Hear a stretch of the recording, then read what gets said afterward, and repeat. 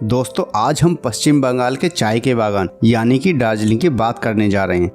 आज इस वीडियो में हम जानेंगे कि हमको दार्जिलिंग कैसे पहुंचना है, दार्जिलिंग में घूमने की कौन कौन सी मुख्य जगह हैं, वह खाने पीने की क्या व्यवस्था है और दार्जिलिंग घूमने का सबसे बेस्ट टाइम कौन सा है, और साथ ही जानेंगे दार्जिलिंग के बारे में बहुत कुछ। तो बने रहिए हमारे साथ वीडियो के अंत तक और ऐसे ही वीडियोस देखने के लिए चैनल को सब्सक्राइब जरूर करें।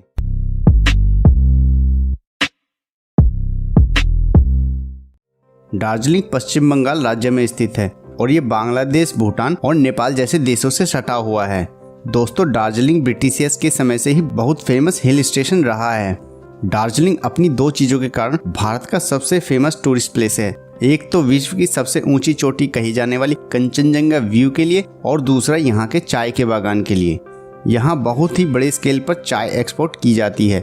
इसके अलावा यह अपनी खूबसूरती के कारण टूरिस्टों को अपनी ओर आकर्षित भी करता है। सबसे पहले बात करते हैं कि आप दार्जिलिंग कैसे पहुंच सकते हैं। अगर ट्रेन से यात्रा की बात करें तो यहाँ का nearest railway station new Jalpaiguri है। इस जंक्शन पर उत्तर पूर्वी राज्यों के लिए जाने वाली ज्यादातर ट्रेनें रुकती हैं। यहाँ से दार्जिलिंग की दूरी लगभग 75 किलोमीटर है। रेलवे स्टेशन से शेयरिंग टैक्सी करके आप 2 से 3 घंटे में दार्जिलिंग पहुँच सकते हैं। शेयरिंग टैक्सी में आपको 400 से 500 रुपये चार्ज लगेगा। सबसे सस्ते विकल्प के लिए आपको रेलवे स्टेशन से 3 किलोमीटर दूर सिलीगुड़ी बस स्टैंड जाना है। फिर वहां से बस पकड़कर आप दार्जिलिंग पहुंच सकते हैं। बस का किराया लगभग 100 से 150 रुपये है। सड़क मार्ग के रास्ते दार्जिलिंग पहुंचने के लिए आपको सिलीगुड़ी के रास्ते दार्जिलिंग पहुंचना होगा। सिलीगुड़ी तक पहुंचने के लिए भारत के कई बड़े राज्यों से सीधे बस सेवा उपलब्ध है। सिलीगुड़ी से आगे आप शेयरिंग कैब, टैक्सी या फिर बस के द्वारा दार्जिलिंग पहुंच सकते हैं। बात करें हवाई जहाज द्वारा तो दार्जिलिंग का सबसे निकटतम एयरपोर्ट बागडोगरा एयरपोर्ट है। यह एयरपोर्ट दार्जिलिंग से लगभग 88 किलोमीटर की दूरी पर स्थित है, जहां से आप किसी भी कैब या प्राइवेट टैक्सी के द्वारा लगभग 3 घंटे के सफर के बाद दार्जिलिंग पहुंच सकते हैं। इसके अलावा एक चौथा ऑप्शन भी है जो कि है हिमालयन रेलवे, मतलब कि toy train. But toy train से दार्जिलिंग जाने में आपको 7.5 घंटे से ज्यादा का वक्त लग जाएगा और टॉय ट्रेन आपको न्यू जलपाईगुड़ी स्टेशन के पास सुबह 10 बजे मिलेगी, जो कि दार्जिलिंग शाम 5:30 बजे तक पहुंचाएगी। इतने लंबे सफर में आपको दार्जिलिंग की बहुत सारी खूबसूरत प्लेसेस देखने को मिल जाएंगी। बात की जाए इसकी टिकट की तो आप इसे ऑनलाइन IRCTC की वेबसाइट से बुक कर सकते हैं। इसके अलावा आपको वहां काउंटर भी मिल जाएंगे जहां से आप टिकट बुक कर सकते हैं, बट मोस्टली ये ट्रेन फुल रहती है तो आपको काउंटर टिकट मिलने के चांस बहुत कम हैं। अगर आपको सिलीगुड़ी से दार्जिलिंग की टिकट नहीं मिलती है तो आप घूम मोनेस्ट्री के स्टेशन से दार्जिलिंग तक की टॉय ट्रेन की राइड ले सकते हैं और यह ट्रेन रास्ते में कई फेमस जगहों पर भी रुकती है, तो ट्रेन में बैठे बैठे ट्रेन राइड के साथ साथ खूबसूरत जगहों का भी आनंद ले सकते हैं।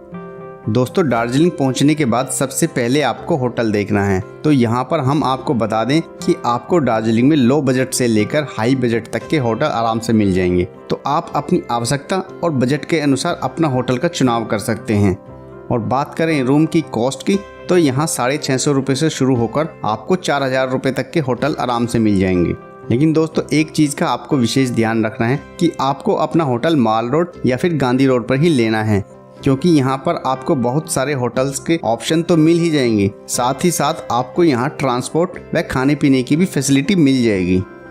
दोस्तों बात करें यहाँ पर खाने पीने की तो यहाँ खाने पीने की कोई समस्या नहीं है, क्योंकि आपको यहाँ वेज और नॉन वेज हर तरह का खाना मिल जाएगा। और बात करें यहाँ के लोकल फूड की तो दोस्तों यहाँ लोकल फूड में आपको यहाँ के रेस्टोरेंट्स और होटल्स में पश्चिम बंगाल का स्थानीय भोजन आपको मिल जाएगा।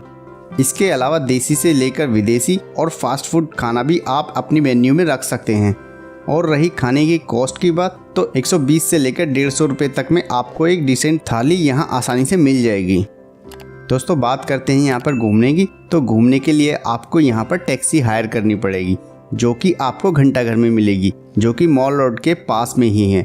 और दोस्तों टैक्सी वाला आपसे 1000 रुपये से लेकर 1200 रुपये चार्ज करेगा और 5 से 6 किलोमीटर की रेडियस में आपको 7 से 8 टूरिस्ट प्लेसेस घुमाएगा और शाम को वापस आपको मॉल रोड ड्रॉप कर देगा। तब वहां से आप मॉल रोड की मार्केट को भी घूम सकते हैं और वहां शॉपिंग भी कर सकते हैं। इसके बाद दोस्तों अपने अगले 2 दिन की ट्रिप में आपको दार्जिलिंग से 10 से 20 किलोमीटर की दूरी पर जो टूरिस्ट प्लेसेस हैं उनको विजिट कर सकते हैं। दार्जिलिंग में घूमने के लिए आप प्राइवेट टैक्सी या फिर शेयरिंग टैक्सी बुक कर सकते हैं।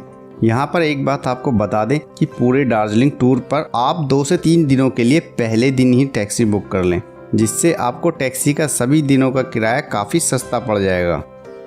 तो आइए जानते हैं दार्जिलिंग में कहाँ कहाँ घूमना चाहिए और कौन कौन से प्लेसेस को अपनी ट्रिप में कवर करने चाहिए। नंबर 1, टाइगर हिल। दार्जिलिंग से 13 किलोमीटर दूर स्थित यह पहाड़ की चोटी दार्जिलिंग के कंचनजंगा के बाद सबसे ऊंची चोटी है। इस हिल से आप पूरे दार्जिलिंग का खूबसूरत नज़ारा देख सकते हैं। इस जगह को दार्जिलिंग का सबसे खूबसूरत टूरिस्ट प्लेसेस भी कहा जाता है, क्योंकि यहाँ का सनराइज का सीन बहुत ही खूबसूरत दिखाई देता है। सनराइज का खूबसूरत नज़ारा देखने के लिए पर्यटक सुबह ही वहाँ पहुँच जाते हैं। सूरज की पहली किरण जब कंचनजंगा की चोटियों पर पड़ती है तो चोटियों का रंग बदलकर गुलाबी और ऑरेंज नजर आता है। इस अद्भुत नज़ारे को देखने के लिए ही यहाँ टूरिस्ट आते हैं और इस दृश्य का आनंद उठाते हैं। Number 2, Batasia loop. Batasia loop Darjeeling में स्थित एक विशाल रेलवे ट्रैक लूप है। यहाँ पहाड़ों के घुमावदार रास्तों को काटकर टॉय ट्रेन की लाइन बिछाई गई है। इस स्थान को एक सुंदर बाग की तरह भी बनाया गया है।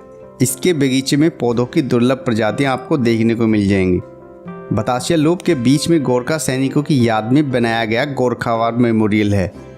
टॉय ट्रेन भी यात्रा के दौरान इस स्थान पर रुकती है, जिससे आप शहीदों के इस स्मारक को अच्छी तरह देख सकते हैं। Number 3, rock garden. Rock garden Darjeeling का बेहद आकर्षक व्यू पॉइंट है। पहाड़ों और चट्टानों को काटकर बनाए जाने की वजह से ही इसका नाम रॉक गार्डन पड़ा है। यहाँ पर एक वाटरफॉल भी है जो इस जगह के और भी आकर्षित बनाता है। नंबर 4, घूम मोनेस्ट्री। घूम मोनेस्ट्री शहर से केवल 8 किलोमीटर की दूरी पर स्थित है। यहाँ बौद्धों का प्राचीन मठ है। घूम का रेलवे स्टेशन दुनिया का सबसे ऊंचा रेलवे स्टेशन है, इसलिए यह टूरिस्ट प्लेस दुनिया भर में प्रसिद्ध है। Number 5, observatory hills. दार्जिलिंग की मशहूर ऑब्जर्वेटरी हिल मॉल रोड के पास ही स्थित है। यह स्थान तिब्बती स्मारक और महाकाल मंदिर के लिए प्रसिद्ध है, तो अपने दार्जिलिंग के ट्रिप में इस स्थान को शामिल करना बिल्कुल ना भूलें। Number 6, Japanese temple. दार्जिलिंग शहर से लगभग 10 किलोमीटर की दूरी पर स्थित यह जापानीज टेम्पल बेहद खूबसूरत बौद्ध मंदिर और मठ है। यह मंदिर जापानीज मंदिरों के तरह सफ़ेद पत्थर और गोलाकार आकृति में बनवाया गया है। Number 7, Darjeeling ropeway. दार्जिलिंग में रोपवे दुनिया भर में प्रसिद्ध है। दार्जिलिंग आने वाले पर्यटक रोपवे की यात्रा का आनंद जरूर लेते हैं। रोपवे पर यात्रा करने वाले सैलानी यहाँ पर मौजूद चाय के बागानों, हरी भरी पहाड़ियों और खूबसूरत वाटरफॉल का लुत्फ उठाते हैं। Number 8, happy T valley. Darjeeling आए और चाय के बागान नहीं देखे तो कुछ नहीं देखा। दार्जिलिंग अपनी स्वादिष्ट चाय के लिए दुनिया भर में प्रसिद्ध है। इनमें सबसे प्रसिद्ध चाय बागान हैप्पी टी वैली है। दार्जिलिंग के लगभग 80% हिस्से पर चाय की खेती होती है। यहाँ पर लोकल गाइड्स भी मौजूद हैं जो यहाँ आने वाले टूरिस्टों को जानकारी प्रदान करते हैं। इन सब के अलावा दार्जिलिंग में और भी बहुत सी फेमस टूरिस्ट प्लेसेस हैं जहाँ आप घूम सकते हैं, जैसे mall road, Singalila national park, Teesta और रेजेंट रिवर राफ्टिंग, दार्जिलिंग का wild life zoological park, Nightingale park और विक्टोरिया वाटरफॉल आदि। अब जानते हैं दार्जिलिंग जाने का बेस्ट टाइम कौन सा है। दार्जिलिंग घूमने का सबसे अच्छा समय अप्रैल से जून के महीनों के बीच होता है। इस दौरान जब देश के अन्य भागों में खूब गर्मी पड़ती है, तब दार्जिलिंग का तापमान 14 से 18 डिग्री सेल्सियस के बीच होता है। इस दौरान यहाँ भारी संख्या में पर्यटक आते हैं। लेकिन यदि आप और भी ज़्यादा ठंड का लुत्फ उठाना चाहते हैं तो नवंबर से दिसंबर के बीच यहाँ आ सकते हैं। लेकिन मानसून के दौरान यहाँ पर भारी वर्षा होती है और लैंडस्लाइड भी होता है, इसलिए इस दौरान पर्यटक यहाँ कम आते हैं। तो दोस्तों, ये थी दार्जिलिंग के बारे में पूरी जानकारी। उम्मीद है वीडियो आपको पसंद आई होगी। अगर पसंद आई तो वीडियो को लाइक, कमेंट, शेयर करने के साथ साथ चैनल को सब्सक्राइब भी करें।